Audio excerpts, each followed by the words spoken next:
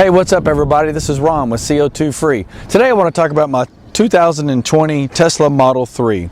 I bought the vehicle about 18 months ago and I've put about 25,000 miles on it. So now it just seemed like the logical time to give a real review of the Tesla Model 3. There's a lot of things I love about this car. There's a few things I hate. So if you want a real review from a real Tesla Model 3 owner, stick around.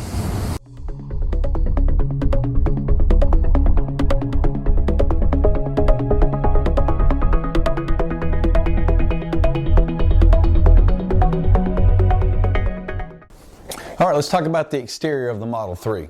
I don't know what's called a love-hate relationship with it. So some of the sight lines I really love, like the way the Model 3 looks from the side. That front fender area looks amazing, in my opinion. The front end, it looks okay. But the rear of the Model 3, that's where I have my issues. It almost looks like an early model Honda product. You know, maybe if I hadn't had a Model S before, the rear end of the Model 3 wouldn't bother me so much. But if you look at the back of a Model S, it looks awesome. And it doesn't look like a Honda Civic. Now let's talk about the wheels and tires. This is just another example of the Model 3 where I have that love-hate relationship. So the vehicle is shipped with these ugly covers that Tesla has come up with, and they claim efficiency, and I'm sure they are. But I would rather lose efficiency than have to roll around with these ugly things on my car. Now, hidden behind these ugly hubcaps are a really nice aluminum wheel. I think they look great, but they have one huge downfall. They have a slightly protruding area around the rim, and if you're like me and you don't want door dings, so you're always trying to get as close as you can to the curb, this presents a problem. So, as you can see here, I have what is referred to as rim rash. There are some videos on the internet where they take a grinder and grind it off. I just haven't brought myself to try that yet. So the tires that came with my Model 3 are Michelin's. Primacy, I believe is what they're called. I went through the back set or the rear set in 20,000 miles, even though they're rated for 50,000. And you'll find out more why in our next section. But I will say this. Michelin made it right, and they gave me a huge credit on the replacement tires. And hey, just a quick shout out to Discount Tire. They helped me on this. They helped me get the credit. They were on hold for 30 minutes to an hour, it felt like, and they were able to put the tires on in a fast and efficient manner. So the final exterior feature I want to talk about in this love-hate relationship theme, it is the door handles. So again, it goes back to my owning the Model S. I'm somewhat biased because the Model S, when you walk up to it, it does the self-presenting door handles, and that's really cool. But on the Model 3, we have this odd push-pull system. It's one of the reasons that I don't like my chrome handles is because they get dirty. When you stick your thumb on there, invariably fingerprints gather up, and over time it just looks bad. So another small complaint that it seems to be happening more and more with my Model 3 is the doors are not unlocking when I walk up to the car. You know, your phone, which I'm using to record right now, I can't show you, is one of the cool features about the car is your phone opens when you walk up to it. It unlocks via Bluetooth. It recognizes that you're there, but for some reason here lately, it's not working as well as it should be. But in fairness to Tesla, I don't know if my iPhone 12 is the issue or if the vehicle is the issue, but I also know I'm not alone. The car should wake up when I get close and unlock, but for some reason, every now and then it's just not working. When your hands are full, this obviously becomes an issue and can be frustrating when you have to set your stuff down to open it. Okay, the Tesla app. You can, I don't know why you would ever want to control the media in your car, but you can to annoy your family, especially when they're driving it and you're at home. You can use your phone as a key. What I use the most is the climate. So when I'm in the house, I will turn the vehicle on, and especially when it's cold outside, I'll turn the heat on so it can be not only heating the cabin, but it can be getting the battery conditioned. Controls is another great feature. When I'm in the house, I can roll the windows down or up. I can let the garage door down or up. That's what the home link is. I can open the trunk or the frunk. And believe it or not, I use it more than you would think. I've even let our garage door down quite a bit just because I'm too lazy to get up and go find the garage door button and put it down. Again, you can limit the speed if you loan the vehicle. You can literally unlock the vehicle and start it, even if you're not here. So let's say you're gone and someone needs to drive your car. You can start it. They have 2 minutes to get in the vehicle and drive it. I'm sure other manufacturers have something similar to this, but again, I think Tesla is the leader of the pack. So now let's talk about one of the biggest head-turning items of any Tesla is when someone sees you open the hood of the vehicle. We use what's called the frunk to use for extra storage. So when you pop that thing open and start retrieving something out of it, it seems to turn heads and people really want to know, what in the world are you doing? It's not very functional, but it's certainly convenient. But so overall, the Model 3's exterior, it's got its good and its bad. But if I'm being honest, the Model 3 could look like an 82 Buick Skylark for all I care. It's what's on the inside and the driving experience that makes me love owning a Tesla. So let's talk about the interior. So one of the things that I absolutely love about my Tesla Model 3 is the white seats. This was a must-have when I was shopping for a new Tesla, and the white seats may give you a little pause wondering how easy is it to keep them clean. I have kids, I'm afraid. Just watch the video below where I actually demonstrate cleaning these white seats, and I'll tell you, it's not as bad as you think. All right, let's talk about the driver's seat and controls. The left side of the steering wheel is your traditional blinkers and your windshield wipers and your windshield wiper fluid control. The right side is putting the vehicle in drive, neutral, and reverse, as well as park. The steering wheel has 2 spinning wheels, left and right. One controls sound and voice commands, and also your following distance and cruise control, and some other small features. Now on the touch screen, one of the cool things is the map. You can use a satellite view if you so choose. And if you're traveling, you would want to know where the superchargers are located. You can do that by simply pressing the lightning bolt button, and it'll show you where nearby superchargers are. I won't go through all the things that are available on the screen. It would take too long to do that. But one thing I do want to show you is the air conditioning and how cool it is to be able to micro adjust the air conditioning vents. It's truly amazing. As you can see here, I'm making it centered where it's hitting me right in the chest and face, or I can spread it out. I've never owned a vehicle that is this cool when it comes to something as adjusting your air conditioning. Now, what else is neat is, let's say you are an animal lover and you want to leave your dog in the car. You just set it to dog mode. Yes, it says dog mode. And when you get out and shut the door, it will display a really large message. Of course, it's bright right now, it's hard to see, but it says, "My owner will be back." The inside temperature is set to 69 degrees. Now let's talk about the rear seat. This is going to be an area of the hate relationship, in keeping with the theme of the love-hate relationship of my Model 3. So as you can see, I am pretty much wedged in here right now. And into fairness with Tesla, the front seat is back further than it normally would because it has something called an easy entry exit mode. But my son, who is 5'8", he rides in the back seat, and he made a comment the other day when we were on a pretty long trip that it was getting very uncomfortable. And again, he's only 5'8". So if you carry a lot of folks in the car, that's something to think about. And here I'm showing you the panoramic glass. While that looks really cool, it makes the car very hot. And honestly, it's just not something that we utilize much. I probably haven't looked out of the top of my glass more than 5 times since I've owned it. Now what about the sound system? Let's see what kind of sound we have in this vehicle. Another thing that I really love. Another thing that I really love is the sound. Now YouTube, I am using a copyright royalty-free mix.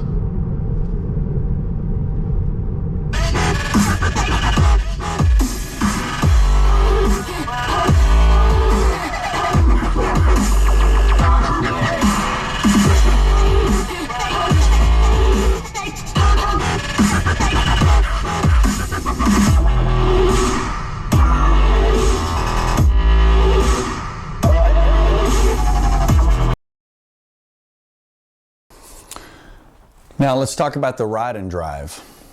If I had to cut this video down to 2 words, why I love driving my Tesla, those 2 words would be 1 pedal.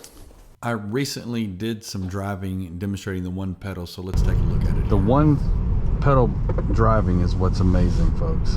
If you look down, you can see that I don't hit the brakes. I don't know if you're able to see that or not. And then just the raw acceleration is just incredible. Let's see again, I'm not braking. It's braking itself.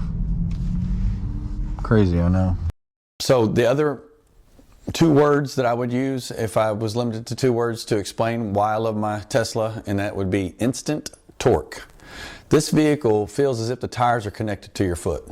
As soon as you push on the pedal, it goes. There is no delay, and for you gas engine owners, you understand that when you, or even if you have a turbo, when you slam it to the floor, there's a delay and then there's a buildup of speed. Now imagine pushing on the pedal and the vehicle immediately moving at that same rate of force being applied. Again, I've never owned a vehicle like this. I've never owned a vehicle that was this responsive. But I can tell you, it is amazing to drive, and it can, again, it can look like any piece of crap car out there as long as it drove like this. And speaking of drive, here's some video demonstrating what I mean by instant torque. Hang on. So we're at 20, 60.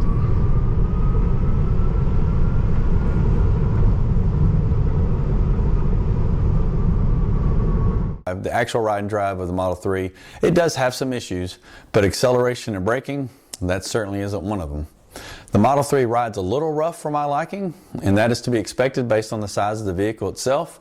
It measures about 113-inch wheelbase. Again, being a Model S owner, I think I was spoiled a little bit on the ride and drive. Probably one of the most talked about, and in my opinion, overrated items of a Tesla, any Tesla, but it's still useful, is the Autopilot.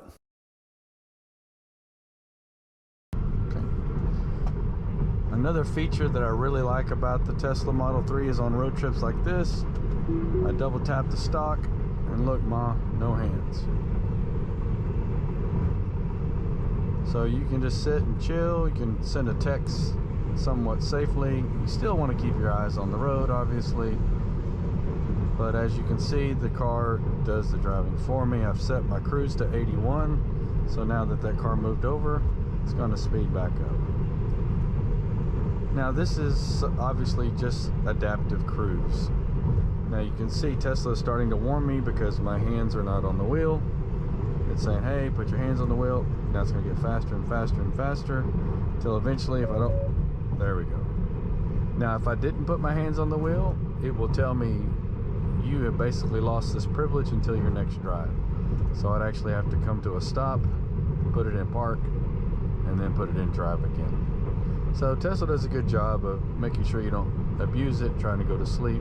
But you can also tell that I have been driving for a while now without using my hands. So it does have some functionality to it.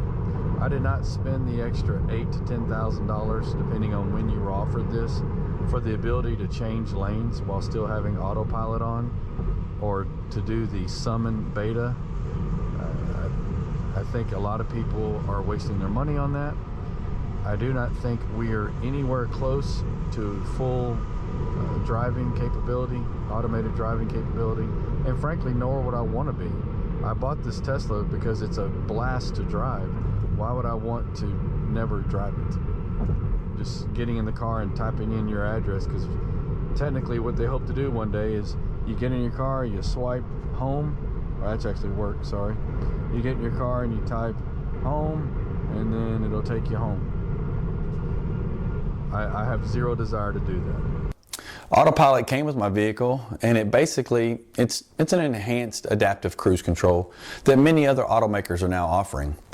Autopilot allows me to set my speed, set my following distance, and it will auto steer, meaning it will keep me in my lane. I used to be able to change lanes, but Tesla took that away from me when I switched vehicles. That was called enhanced autopilot, but I'm not paying the extra $10,000 now. And to be honest with you, I really like driving, so I don't want to give up that experience. I mean, again, that's part of why you bought a Tesla, is because of the instant torque. because when you're in full self-driving, you're not going to be taking off at a high rate of speed. You're going to be going the speed limit, which you should always do. So, but again, I don't think full self-driving is going to happen in my lifetime. I think there's just too many variables to justify the 10K, because why are you going to pay $10,000 to help research and development at Tesla? Because that's basically all you're doing. But anyway, back to the ride and drive. One of my biggest complaints of the Model 3 is the road noise. As you can see from my decibel reading here, it's just too loud. I think part of the problem is the lack of engine noise, believe it or not. And so that makes the road noise a little bit more apparent, because, you know, maybe 75 decibels isn't too loud. Frankly, it's kind of odd, and I think can be dangerous to have a vehicle that doesn't make any noise other than the tires turning. And I think that's what's led to Tesla adding a pedestrian warning system. So if you buy a Tesla now, it actually has a speaker, an external speaker. And to be fair to Tesla, going back to the road noise, they have enhanced some of the engineering to help on that, but I can't speak to that because I bought mine in September 2019. Now let's talk about range. How far can you go on a charge is a question I get probably the most often about my Tesla. When I charge my Model 3 fully, the battery shows 314 miles, but I've never gotten anything close to that. Why? Well, there's just really too many variables that can change the amount of battery use. You know, that's your speed, your use of air conditioning or heater, how cold is it outside, how hot is it outside. On a recent road trip, I experienced something called range anxiety, or I would say in this case extreme range anxiety, that's worrying if we would make it to our charger. When my battery dropped from 28% state of charge to 21% while it was parked overnight, when I had figured how long we could stay at the last supercharger on the way to our destination, I failed to consider that when you sit overnight in the cold, you're going to lose your battery charge. I also failed to take into my compilation, figuring my numbers, the fact that I was driving really fast to get to our destination. So long story short, and I'll drop some video here. So I was going to talk about range. Well, here's a real life example of range anxiety. We currently, it says you need to charge to reach your destination. Well, guess what? We don't have anywhere to charge. Our supercharger is 46 or 54 miles away, and we currently can do 54 miles. Oh boy. Well, wish us luck. I read an article that said that Tesla Model 3s can go 12 to 20 miles below zero. Well, I'm afraid we're about to find out. We'll see if Elon is going to help me or not. You can see the speed limit is 75. We're doing 60. And I'm sure all these people passing us think we're insane. So the red has dropped off that says we needed to charge to make it to our destination. We still look like idiots driving 60 in a 75. We passed a state trooper. We thought he was going to pull us over, but for some reason he let us go. And now it's back on. May have been because we were climbing that hill back there, so I'm hoping it'll go back off in a minute. Needless to say, we're really close. Well, here's a little update to our range anxiety. We're down to 2%. It says we can go 4 miles, and we have 3.6 miles to go. Will we make it? Change the display to miles for percentage. And it makes me feel a little better because now it says 5 miles, and our destination is 2. And as you can see, we're getting passed by everybody. You can see from the rear view camera, we have made it with 3 miles to go. So Tesla was wrong and said we couldn't make it, but we did. So word to the wise, stay at the supercharger just a little bit longer and slow down. But while we're on the subject of charging and range, the best piece of advice I can give you is to use the energy consumption screen.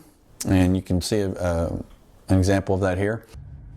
Okay, this is where Tesla charging can get confusing on how far can I go. You'll see here it says 229. But yet here it says projected range 207. That's based off the last 5 miles of driving. But if I go back to the last 30 miles of driving, it goes up to 236. But it says 229 here. So what is it? Well, I'll tell you, the last 30 miles we were doing 60 miles an hour.